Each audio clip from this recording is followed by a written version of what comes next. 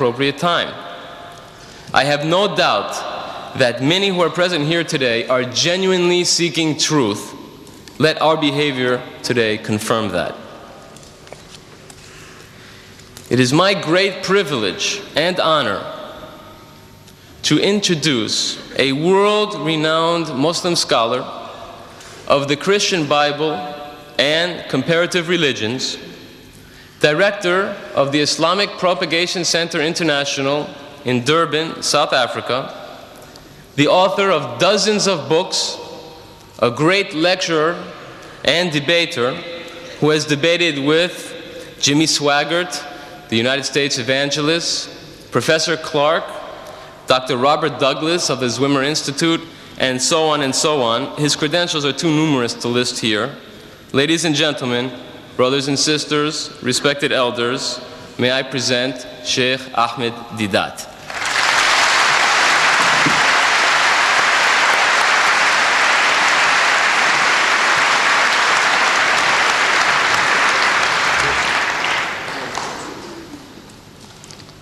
أعوذ بالله من الشيطان الرجيم بسم الله الرحمن الرحيم وإن عاقبتم فعاقبوا بمثل ما عوقبتم به ولئن صبرتم لهو خير للصابرين صدق الله المولى العظيم.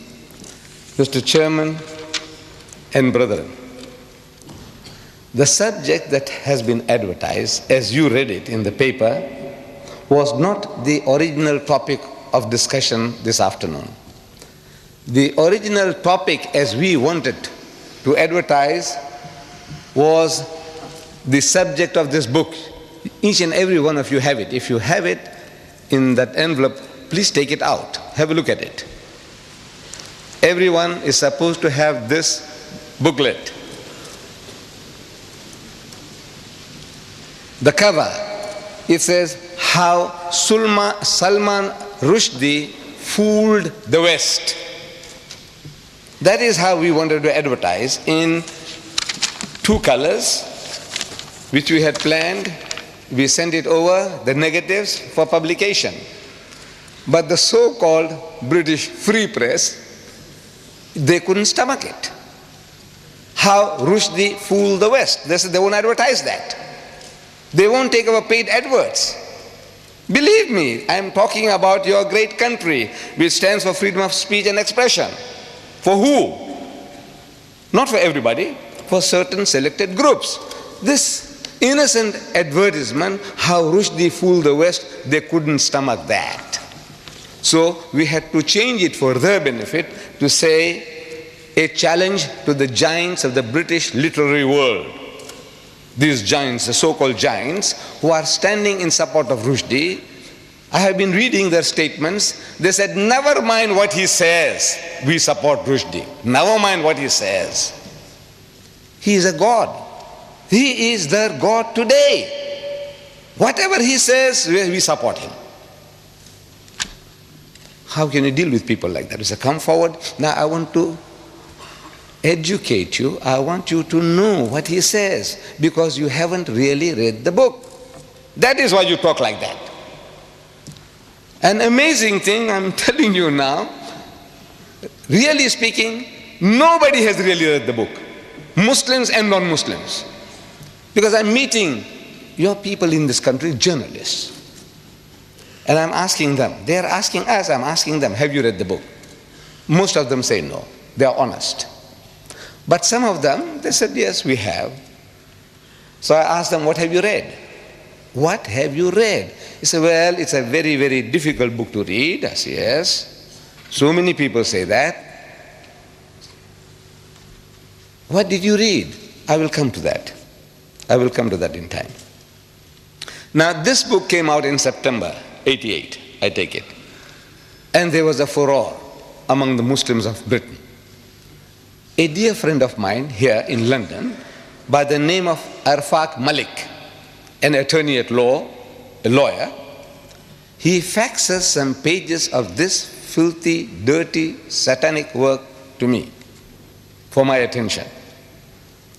And naturally, any Muslim, any decent person on reading what those pages contain, would be infuriated, and I was infuriated. What to do? We said, this book should be banned. So we made an approach to the director of publications, a censorship board in South Africa, and showed him a few selected pages. And it did the job. It did the job. In a country where we are less than 2%, we have no vote, no voice. One white man can buy the whole lot of us out, lock, stock and barrel. One white man. That's what we are worth.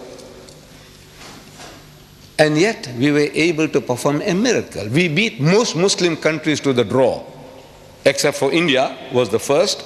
I feel that there'll be hardly anybody who can contradict me that we were the second nation in the world to have the book banned. South Africa, the land of apartheid, the polecat of the world, did it.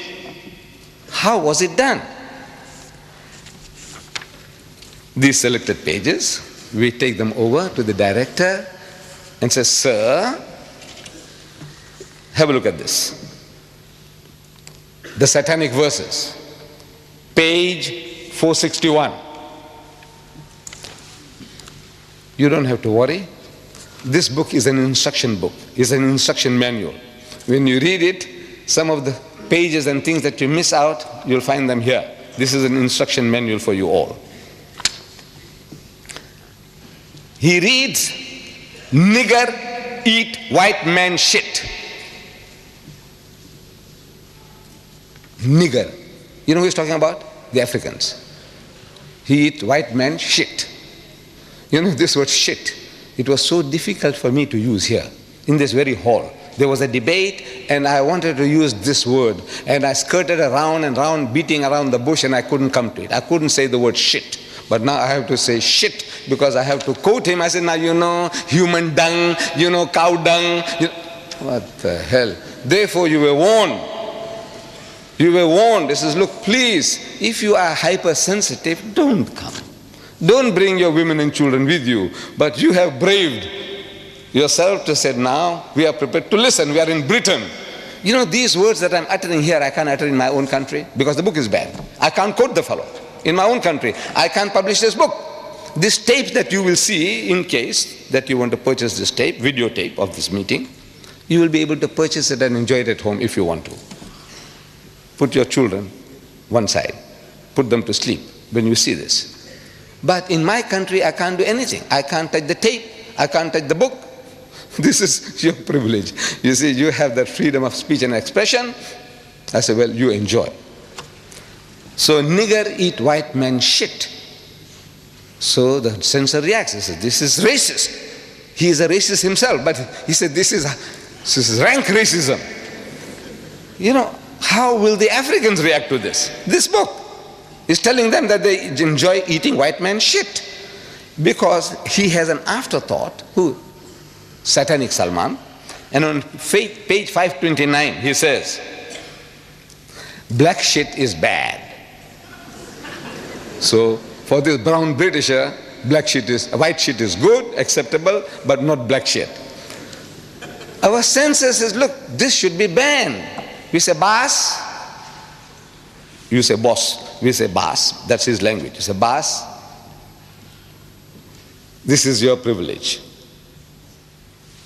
He says, you know, boss, sir, master. He is coming to South Africa to promote his book. He says, no, we can't have him. He says, boss, this is your privilege. So the book is banned and he was banned from coming to South Africa.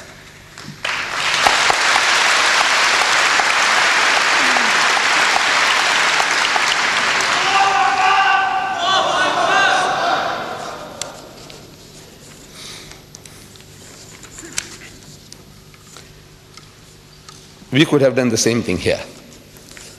You see, but we didn't really read the book. It's an amazing thing. Nobody really reads it. You see, we get worked up emotionally. This is human nature. Something that hurts us, we have no time to think.